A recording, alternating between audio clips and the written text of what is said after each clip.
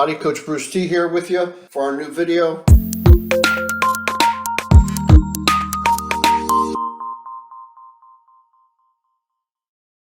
And today we are going to cover the top 8 reasons why we fail, right? Top 8 reasons why we fail. Want to know what they are? Stick around, watch the whole video, because number 1 will be at the end. Before we jump into that though, I want to thank everybody that's been here before. Bless you for coming back. Those of you that are here for the first time, welcome to our channel, right? If you want to know what's been going on, please go back to video number 1. And when you have time, watch through the videos, get yourself caught up. This is a journey that we're on and we're all on it together. So in the meantime, while you're waiting to get into these 8 top reasons, go ahead and click on subscribe. Go ahead and like the channel in advance, or like the video in advance. I know you're going to. Share it with somebody if you learn anything, and feel free to leave a comment. We're all about engagement. We're all about communicating with one another because we're all here to learn and be able to do better. So, y'all ready to get in it? Let's go. Number 8. Oh, and by the way, if you see me looking down, I made a little cheat sheet so I don't go down any rabbit holes like I have a tendency to do at times. That way we can keep this consolidated, short and sweet, but impactful at the same time. So number 8.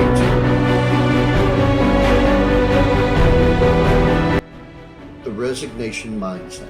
What is a resignation mindset? Well, it's the 8th reason why we fail. We have this mindset that success is based on luck, right? We have no control over it. Right? How many times have you heard people say, "Oh man, I'm not that lucky," or "I wasn't born into that kind of family," right? "Well, I don't come from that side of the tracks," right? I ain't got that kind of luck, right? Well, luck has nothing to do with success. Okay, but as we stated in prior videos, we have created a self-perpetuated bubble of misery that we don't like, but we're comfortable with it because we know what to expect next, right? So that in itself is a resignation mindset. It is what it is. I have no control over my life. I have no control over my happiness. You know, maybe one day I'll get lucky, you know, keep buying these lottery tickets, you know, biggest scam in the world, by the way. You know, keep buying these lottery tickets and maybe, you know, one day I'll scratch off the right one. Maybe I got a rich relative out there I don't know about. And one day I'll get a letter in the mail saying that I've inherited a whole bunch of money, you know. Maybe my blender will blow up and burn my house down and I'll be able to file for a huge insurance claim, you know. Resignation mindset. Success is not based on luck, right? But we can get into that on another video. Number 7. Poor self-esteem. So we have a resignation mindset, and then we top that in with poor self-esteem, lack of self-worth and confidence. You might even consider yourself to be a failure because you've tried before, but every time you try, you fail. So it's a failure. Why try? Why bother? It's not going to matter. I have a resignation mindset, and I don't have that kind of luck, right? So therefore, I'm just going to sit here and suffer from poor self-esteem and my little bubble of misery that I'm comfortable with, right? So number 7 is poor self-esteem. One of the top 8 reasons why we fail. Number 6 is no discipline. We lack the discipline. In order to be successful, it takes self-control, takes sacrifice. You have to avoid distractions and interruptions, and one of the biggest things, temptations. A lot of times people try for perfection and then they end up getting lost in the details, right? Because they don't have control, right? They lack discipline. So how do you fix that? Right? But you got to believe in yourself. You got to pop that self-perpetuated bubble of misery that you've created for yourself, and you got to step outside that bubble into the things that make you uncomfortable. Because you can ask any truly successful person, and successful people get comfortable at being uncomfortable. Because as soon as you become comfortable being comfortable, yeah, you're not going to achieve much more after that. So number 5.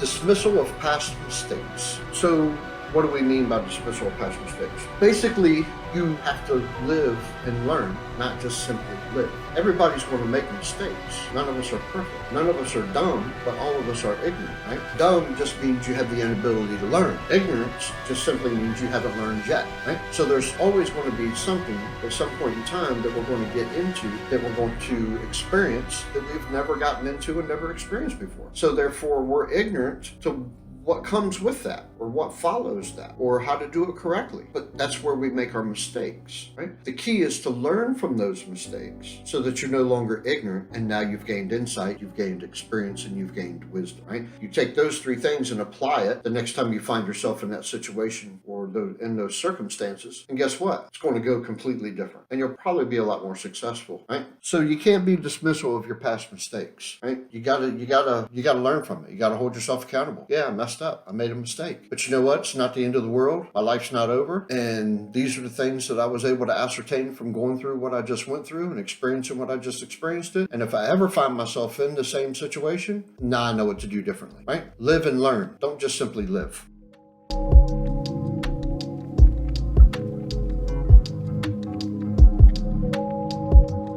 Number 4, rationalization. So there's two things that you need to remember when it comes to rationalization: analyze and rationalize. So you can analyze the situation, right? Or you can rationalize the situation. Rationalization is nothing more than looking at things in order to find an excuse, right? Looking for reasons to justify not ever having to try to do it again, right? When you analyze a situation, you're looking for the things that went right, but you're also looking for the things that didn't go so right, the things that went wrong, so that you can learn from those mistakes, right? So you have to be analytical to some point. You have to change your perspective. You know, the old story, Thomas Edison, we mentioned it before in one of the other videos, when he was being interviewed after he invented the light bulb. The reporter asked him, well, why'd you fail 10,000 times at inventing the light bulb? He says, I didn't fail 10,000 times at inventing a light bulb. I found 10,000 ways on how not to invent a light bulb. Now, if he had rationalized after the first 1, 2, or 3 attempts at making a light bulb, we'd all be sitting here in the dark today, probably. Because he would have stopped. He would have, well, this is fruitless. This is useless.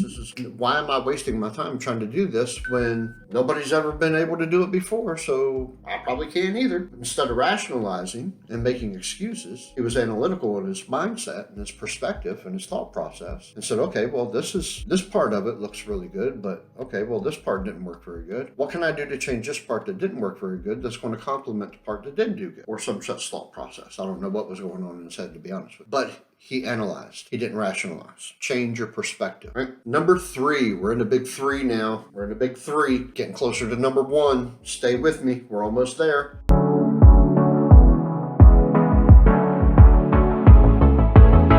Number 3, lack of conviction. You got to dare to be different, people. I love y'all. Y'all are special. You're one of a kind. You're priceless. There's nobody else on the face of this earth like you. So why do you keep conforming? You can't go along just to get along. It's not going to get you anywhere. The only thing that's going to get you is what most people have been for their entire life, and that is what we've stated before, the subject of somebody else's opinion. You got to dare to be different. You know, you got to have courage. You got to have confidence. You got to believe in yourself. You have to understand your value and your worth, right? You have to know who you are authentically, which is what this whole series is about. And that's why we're covering the 8 reasons on why people fail, so that you can learn, so that we can learn on how to do better. When we find who our true authentic self is, and we decide wholeheartedly and with every fiber in our being what type of life we want to live and who we want to be, because now we understand who we are, we understand our value, right? We don't have to be the subject to anybody else's opinion. We don't have to wait for somebody else to tell us we're good enough, smart enough, brave enough, you know?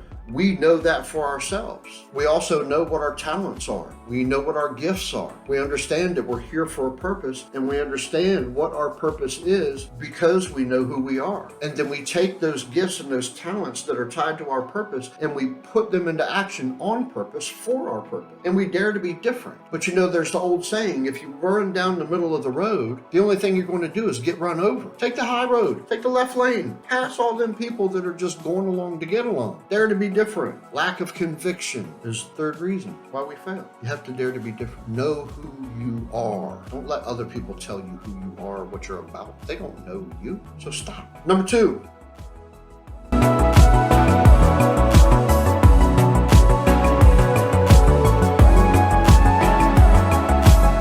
Lack of persistence. Lack of persistence. People get to a point and they just quit. As soon as they face a little bit of resistance, as soon as they face a little pushback, they just quit. You have to be able to push through the resistance, right? Builds character, builds stamina.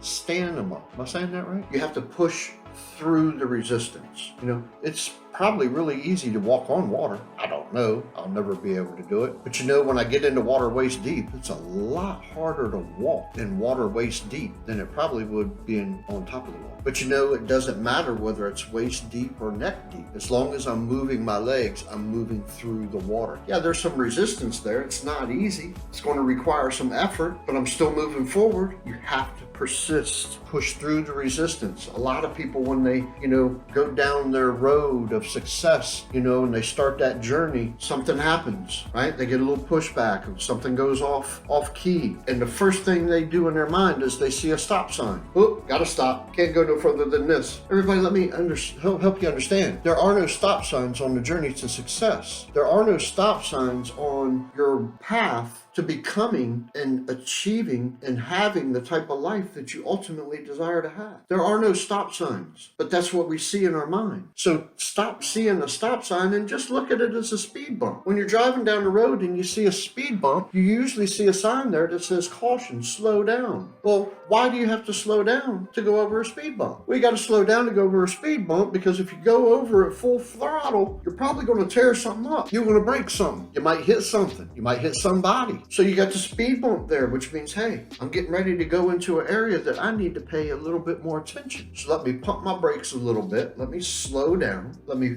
be more conscientious and aware of my surroundings and what's going on. Let me gather the information that I need as I continue to move forward over this speed bump. And then once I'm over the speed bump, boom, I can hit the gas again and I can start picking up momentum. And I ain't got to worry about tearing anything up because I slowed down and I gathered what I needed to gather about my surroundings, and now I have more information that I need to progress to proceed further. It's a speed bump, not a stop sign. Quit stopping. Just slow down. Take a breath. The road doesn't end. The road continues. It's just a speed bump. It's not a stop sign. And here we are. We find ourselves at number 1.